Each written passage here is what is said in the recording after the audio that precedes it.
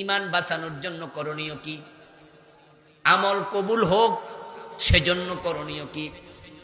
সব কালেমাওয়ালা কিন্তু মুমিন নাম, আবার সব নামাজির নামাজগুলো কবুলও হয় না।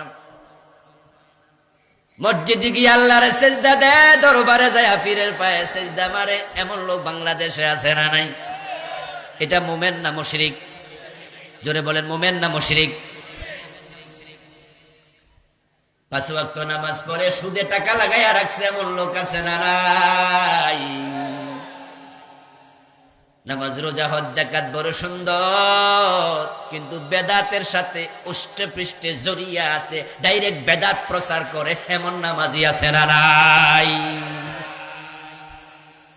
যদি আপনি বেদাতি হন, যদি আপনি হারাম খান, আপনার ইবাদত কবুল বন্ধ।